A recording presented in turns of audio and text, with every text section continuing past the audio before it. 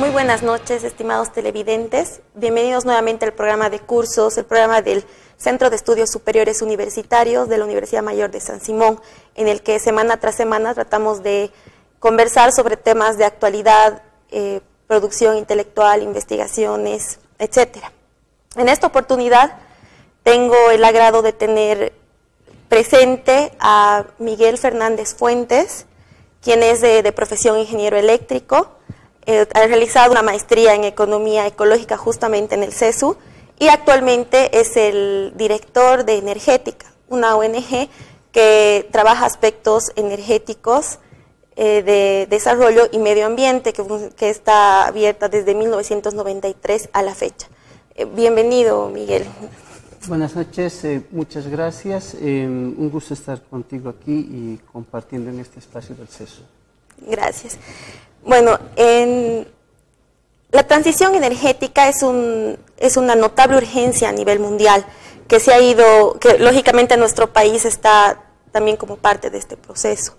Y en este sentido es que cada vez se habla más de las energías renovables y se habla sobre los aspectos técnicos, sobre los aspectos e impactos sociales, los impactos medioambientales de las fuentes de energía, sin dejar de lado también, claro, los aspectos económicos. En esta ocasión vamos a conversar sobre la fuente de energía eólica y renovable, un poco primero con un panorama general de la energía, de la matriz energética en nuestro país, el potencial energético que tenemos y haciendo énfasis en la energía solar y eólica desde las limitaciones que tiene, los desafíos y los retos que tenemos a futuro. Entonces, en este sentido, Miguel, no sé si nos podría, por favor, comentar un poco este panorama general de la matriz energética en nuestro país. Bien, a veces es un poco complicado, digamos, explicar estos temas si uno no pone algunas cifras. Entonces, a riesgo de marearlos un poco, voy a explicar algunas unidades. En realidad, voy a usar una unidad que se llama el barril equivalente de petróleo. Un barril equivalente de petróleo, en términos generales, equivale aproximadamente a un turril de gasolina de 200 litros, ¿no? Un turril grande que conocemos, y esa es una unidad con la cual se compara el consumo de energía de todos los países. En Bolivia, el 2014, la producción total de energía ha estado más o menos en 165 millones de barriles equivalentes de petróleo. Entonces es una cantidad bastante grande. De esta cantidad, aproximadamente 2/3 se exporta, se va fuera del país y nos quedamos con un consumo interno de aproximadamente 45 millones de barriles equivalentes de petróleo. Es decir, toda la electricidad que usamos, todo el gas natural que usamos, todo el gas licuado, todo el diésel, toda la gasolina, toda la biomasa, la leña que se usa en el campo, todo se puede convertir a esta unidad que son los barriles equivalentes de petróleo y usamos 45 millones, bueno, en el 2014 usábamos 45 millones entre todos los bolivianos. Cuando uno ve estas cifras, bueno, todavía estamos un poquito perdidos, digamos, pero ¿qué significa? Uno puede ver además toda esta cantidad de energía, cómo se produce, y vamos a ver si hacemos una relación interna de toda la energía que consumimos, vamos a encontrar que más del 82% de toda la energía que consumimos en Bolivia tiene una base fósil, es decir, o es petróleo o es gas natural, que son las dos fuentes grandes que tenemos. Es decir, que apenas el 18% aproximadamente sería energía renovable que estamos consumiendo. Y de ese 18%, el 14% es biomasa. Es decir, que la electricidad verde, si quieren ustedes, la hidroelectricidad, por un lado, la energía solar y la energía eólica en este momento no representan más allá de lo que podría ser el 4% del consumo total. Entonces, este es el panorama en el que estamos en el país. Imagínense, de todo el consumo que tenemos en el país, 82% está hipotecado a los combustibles fósiles.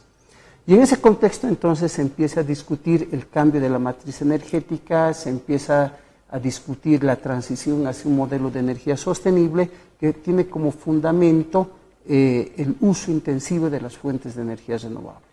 Y aquí creo que es importante considerar que para nosotros las fuentes renovables de energía son todas aquellas que las podemos volver a utilizar una y otra vez dentro de un ciclo, digamos, de la naturaleza, en la cual estas energías se van reponiendo cíclicamente.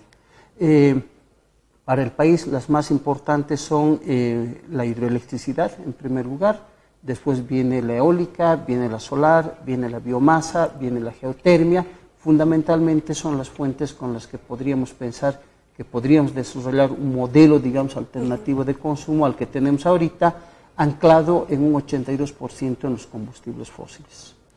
Y ahora, y en realidad sobre el consumo, el 43% de energía que se consume es por el transporte, ¿no? Entonces, en realidad ahí se complica un poco, o es un poco alarmante en realidad, porque para lograr una transición energética se tendría que cambiar todo el sistema de transporte del país. Completamente, ¿no? Es decir, cambiar de modelo energético, tener un modelo de energético sostenible en el largo plazo, solamente va a ser posible si cambiamos completamente la lógica de uso de la energía.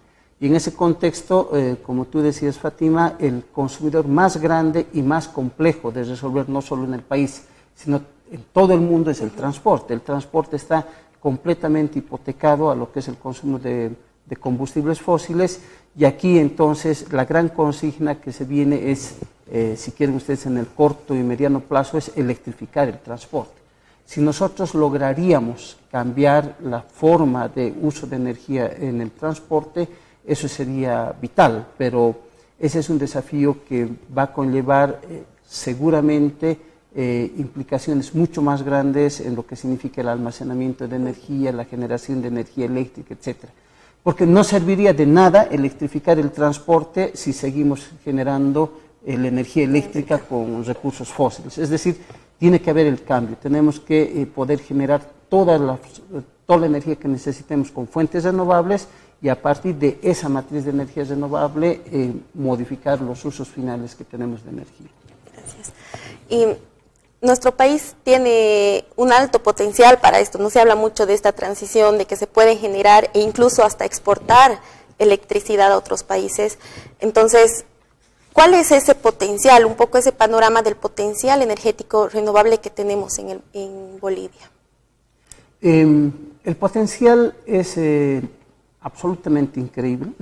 Solamente en el tema hidroeléctrico recién estamos explotando cerca del 1% del potencial hidroeléctrico que tenemos en el país, o sea, es nada. Tenemos por delante mucho más. Tenemos un potencial de 40 gigavatios, eso es 40.000 megavatios, y ahorita el tamaño del sector eléctrico está en 2.000 megavatios, entonces a 40.000 tenemos un potencial de crecimiento increíble todavía. En el caso de la energía solar, que es otro potencial realmente increíble, es más difícil imaginarse, pero solamente tomen este detalle. Cada metro cuadrado de la superficie del país, en promedio, recibe al año una cantidad de energía solar equivalente más o menos a 160 litros de gasolina por año, por cada metro cuadrado. Entonces, eso es solamente ver el territorio nacional y es una gran cantidad de energía, ¿no? En ese sentido, si nosotros quisiéramos cubrir, por ejemplo, toda la energía eléctrica que se consumió el año 2014, necesitaríamos apenas una superficie, digamos, de 6 kilómetros por 6 kilómetros en el Salar de Uyuni, y con esa superficie, con la energía solar que viene ahí, transformándola en energía eléctrica, etcétera, podríamos cubrir el consumo de todo el país. Sin embargo, ahí hay un problema que lo vamos a ver en este momento. Por otro lado, la energía eólica está recién despertando y tranquilamente se va a multiplicar por 50 o 100 veces la cantidad de energía que está generando en este momento con el parque eólico de Colpana, que lo tenemos aquí en Cochabamba, en Pocona, que ha sido el primer parque eólico del país. Este año se están construyendo cerca de plantas de cerca de 100 megavatios en Santa Cruz y otras más. Entonces, hay que ver estos temas, pero la energía eólica, que también es otra fuente muy interesante, muy limpia, etcétera, también tiene otros problemas, ¿no? Y creo que eso es geotermia, estamos recién empezando, hay un potencial interesante, y la biomasa que está en todo el norte del país, toda la Amazonía. Sin embargo, ahí hay que tomar con pinzas a veces el tema de la biomasa, porque en muchos países se ha hecho un esfuerzo por usar la biomasa y lo que se empieza es a talar los bosques sin entrar en un ciclo de reposición, digamos, de la biomasa que se consumía. Sí.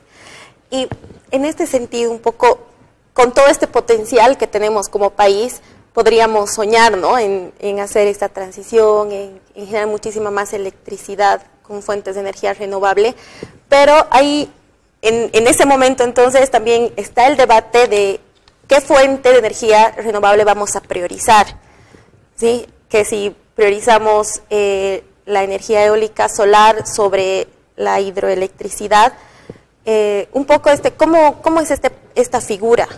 Bien, el gran problema que hay para aprovechar la energía solar y la eólica es que son intermitentes. Es decir, imagínense todo el país en este momento utilizando energía solar, plantas solares, y pasa una nube, en ese instante se va a cortar la energía eléctrica o va a disminuir a unos niveles impensables. Entonces se estaría reduciendo, no sé, habría que apagar las industrias, bajarían los reflectores de este estudio, se apagarían las cámaras, ese es un problema.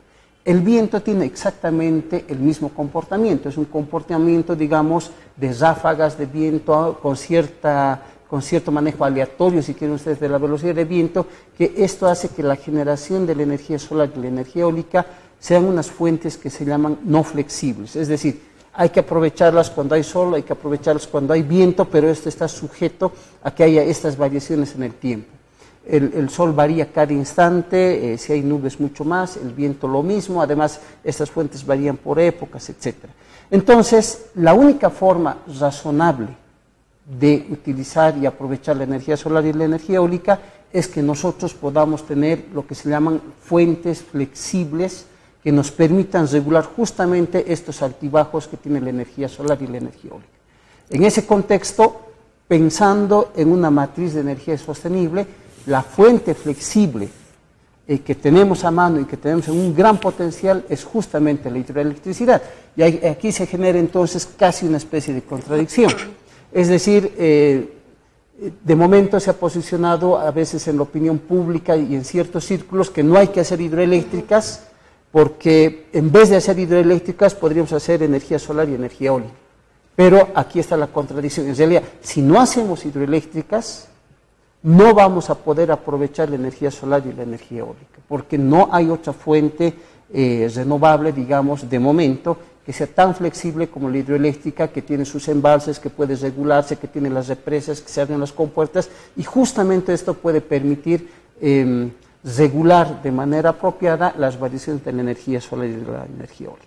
Ahora, ahí se abre el debate, que yo creo que es prudente tocarlo, pero tocarlo desde un punto de vista técnico, es decir, no nos podemos oponer completamente a que no se haga ni una hidroeléctrica, sino que deberíamos establecer una hoja de ruta, una guía, un protocolo que nos permita construir plantas hidroeléctricas sostenibles, es decir, inundar la Amazonía para construir una planta hidroeléctrica no es una solución. Existen algunos estudios que te comentaba justamente, en la cual se demuestra que si haríamos plantas hidroeléctricas en la Amazonía, por la cantidad de metano que van a generar por toda la vegetación que va a quedar bajo la superficie del agua y se va a ir descomponiendo, posiblemente se emita más gases de efecto invernadero que las centrales de gas natural que tenemos en este momento. Entonces, esa no es una solución, digamos, sostenible. Pero creo que sí hay que establecer límites, sí hay que establecer rangos y sobre todo esta idea de protocolos de sostenibilidad que nos garanticen fuentes renovables limpias y que sean realmente un aporte a la lucha contra el cambio climático. Y, sin embargo, aquí a mí lo que un poco me preocupa en realidad es que actualmente el gas natural, por ejemplo, está totalmente subvencionado. Entonces, en cuestión de costos, hacer una planta o generar electricidad con otra fuente de energía renovable resulta ser mucho más caro que seguir usando el gas. Entonces, ahí igual hay una gran limitación, ¿no? Sí, en realidad, la transición hacia un modelo de energía sostenible yo creo que implica algunos pasos que son vitales, ¿no? Primero es que las fuentes fósiles tengan un precio y un costo, digamos, acorde dentro del país a la realidad mundial. Es decir, en todas partes el gas natural vale 5 veces más de lo que cuesta en el país y ese es un problema interno, porque tenemos una electricidad muy barata que en realidad tiene este subsidio que se lo podría emplear más bien para promocionar las energías renovables. En segundo lugar, hay que establecer estos protocolos, digamos, para explotar las fuentes de energía renovable de tal manera que no generen un impacto ambiental más grande que el que estamos queriendo sustituir, que es el uso de los combustibles fósiles.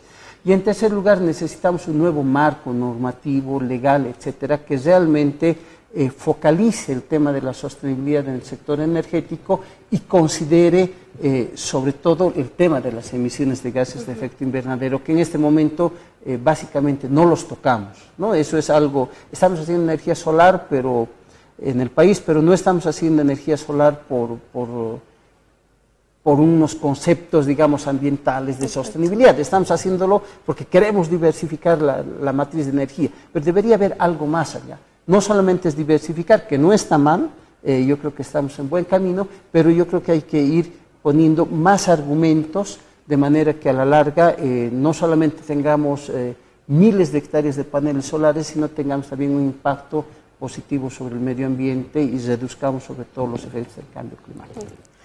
Y en este sentido, ya mencionaba un poco, pero tal vez podría puntualizar cuáles son algunos de los retos principales, ¿no?, que enfrentamos al momento de introducir esta energía.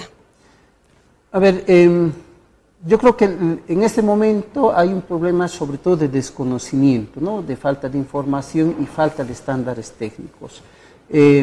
Todavía podemos usar la energía solar, si bien está en pequeñas proporciones en Bolivia, pero no es tan pequeño como parece, ¿de acuerdo? A veces escuchamos estas noticias que Alemania tiene 43 gigavatios de energía solar y tiene cualquier cantidad. Sí, es verdad, pero toda la energía solar en Alemania creo que alcanza al 7 o al 9% de la matriz energética de Alemania. Entonces no es gran cosa. Hemos visto el boom de plantas solares en Chile y todo el mundo está obnubilado por Chile y dice que los chilenos nos están ganando, posiblemente. Pero todas las plantas solares de Chile, el 2015, solamente han representado el 5% de la matriz energética de Chile. Entonces son matrices súper grandes. En Bolivia se instala una planta solar ya de 60 megas en Uyuni, ha iniciado la construcción de una planta de 50 megas en Oruro, tenemos 5 megas en Incharaz, 5 megas en Cobija, etcétera. Tranquilamente estamos en el 7, casi 8%, cuando estas plantas concluyan, de participación en la matriz energética. Entonces no estamos tan mal, no estamos tan lejos, aunque son cantidades pequeñas porque el sector eléctrico también es pequeño. Pero imaginemos que quisiéramos ponerle 500 megavatios, 1000 megavatios de energía solar al sistema eléctrico nacional, en ese instante colapsa. Colapsa porque justamente estas fuentes son altamente variables y necesitamos estas fuentes flexibles que nos permitan justamente balancear estas intermitencias que tienen tanto la solar como la eólica, ¿no? Yo creo que en lo fundamental hay que hacer un debate un poco más centrado en la parte técnica, ¿no?, y no apasionarnos mucho, digamos, atrincherarnos en algunas posiciones. Creo que, bueno, los técnicos tienen que poner sus argumentos y también todos los sectores para que podamos encontrar una solución de compromiso que sea la mejor para todos nosotros. Sí. Y ahora que lo ha mencionado, en realidad, el 26 de julio pasado han empezado a construir la planta solar en Oruro, justamente, que es va a ser una planta de 150.000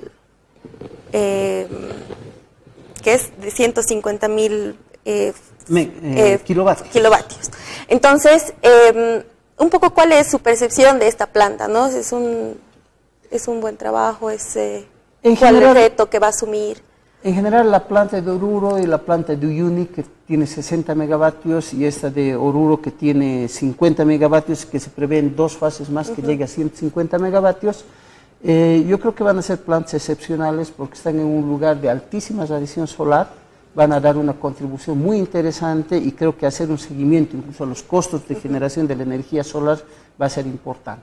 Estas plantas van a generar energía solar y van a inyectar directamente al Sistema Nacional Interconectado, pero las cantidades de energía que van a inyectar, como les digo, será el 5%, 4% de toda la energía que tiene el país. Entonces, si pasa una nube en Uyuni, no nos vamos a quedar sin luz. Eso automáticamente lo van a absorber nuestras centrales a gas, van a absorber la planta de Corani, la planta de Misicuni, etcétera, que justamente son plantas que pueden regular estos altibajos. Lo complicado sería que en el largo plazo tengamos mucha más capacidad solar instalada y eólica que no se pueda regular, y para eso hay límites. Conozco 2 o 3 trabajos de investigación que justamente se está haciendo también en San Simón, en la Facultad de Ciencia y Tecnología, y alguno de estos estudios ha hecho todas las simulaciones de que lo máximo que podríamos incorporar al Sistema Nacional Interconectado en este momento estaría alrededor del 30% de fuentes intermitentes como son la solar y la eólica. Es decir, parecería que hay un techo, o sea, así hagamos todos los esfuerzos, hasta el 30% vamos a poder inyectar con fuentes intermitentes como la solar y eólica, pero el resto tiene que ser una fuente renovable de base. Y ahí la fuente renovable, yo en lo personal sigo pregonando que va a ser la hidroelectricidad, pero bajo unos protocolos que nos permitan construir hidroeléctricas sostenibles. Caso contrario, no vamos a poder cambiar la matriz energética ni avanzar en este modelo de transición. Y en este sentido, ¿usted considera entonces posible a un mediano plazo quizás hacer una exportación de electricidad? ¿O en las condiciones que el gobierno está tratando y con las limitaciones que se tienen actualmente? Yo creo que exportar electricidad es absolutamente posible, pero lo que tenemos que ver es que las condiciones en las cuales generemos la electricidad que vamos a exportar no sean más costosas para el medio ambiente y para la sociedad boliviana que lo que vamos a obtener por la exportación. O sea, si en este balance de exportar y tener ingresos resulta que somos más afectados, no vale la pena, ¿no? Creo que vale la pena resaltar un dato.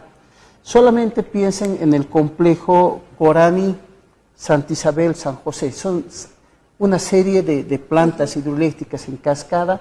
El embalse que tiene más o menos Corani son como un embalse pequeñito, una lagunita de 18 kilómetros cuadrados, y están generando en promedio 270 megavatios en ese embalse. Es decir, por cada kilómetro cuadrado que tiene el embalse de Corani, estamos generando como 15 megas.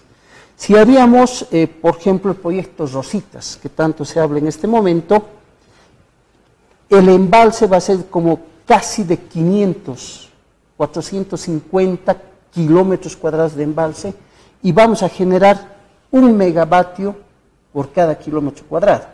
O sea, en Corani y Santa Isabel estamos generando 15. Rositas va a generar 1. Entonces, ¿se imaginan la cantidad de extensión que se está afectando? Yo creo ahí que, volviendo al tema técnico, las centrales hidroeléctricas, por ejemplo, que se pueden hacer en la cordillera, las centrales de alta y mediana altura, es una de las salidas con menor impacto ambiental que las podemos tener. Misicuni es otro ejemplo que creo es increíble, genera 26 megavatios por cada kilómetro cuadrado, y a pesar de todo lo que se estaba hablando de Ibirizu, que está empezando la construcción, Ibirizu va a generar 279 megas por cada kilómetro cuadrado de embalse. Es una de las centrales más eficientes. Comparemos entonces Cachuela Esperanza, sería 1,4 megas por kilómetro cuadrado. Es decir, vamos a inundar grandes extensiones de terreno para obtener una cantidad de energía muy pequeña, cuando podríamos trasladar toda la estrategia de la hidroelectricidad justamente hacia la cordillera, que es donde tenemos unos potenciales increíblemente grandes. Bajo este cambio de lógica y de óptica, yo creo que podemos avanzar perfectamente, y en vez de pensar en hacer quizás una planta de 1 mega, o sea, 1000 megas, una planta de 1000 megas, podríamos hacer 1000 plantas de 1 mega con absolutamente los mismos beneficios y mucho menor impacto ambiental en general para todos. Gracias. Entonces, realmente parece que podríamos avanzar muy bien en este proceso de transición energética que es tan urgente en el mundo y en nuestro país, ¿no? Y podemos rescatar todo el potencial que naturalmente tenemos. Lógicamente, como usted menciona, hay muchos factores como la misma legislación, la misma ideología de las personas, cambiar la mentalidad, quizás la inseguridad jurídica y muchos otros aspectos que todavía retardan este proceso, ¿no?, del cambio en la matriz. Sin embargo, es interesante poder compartir en estos espacios y poder revelar las limitaciones que se tienen, porque si bien tenemos el potencial, existen muchas limitaciones técnicas, ¿no?, para poder generar este tipo de energías. Muchísimas gracias, Miguel, ha sido un placer y espero poder pronto seguir conversando en algún espacio del CESO. Bien, muchas gracias, y a tiempo de agradecerles por este espacio, solamente quisiera recordarles que no hay energías renovables buenas, no hay energías renovables malas. Lo único que hay en este momento son energías de fuentes de energía limpia, que tenemos que usarla si realmente queremos luchar contra el cambio climático y queremos asegurar el futuro de la humanidad. Muchas gracias, buenas noches.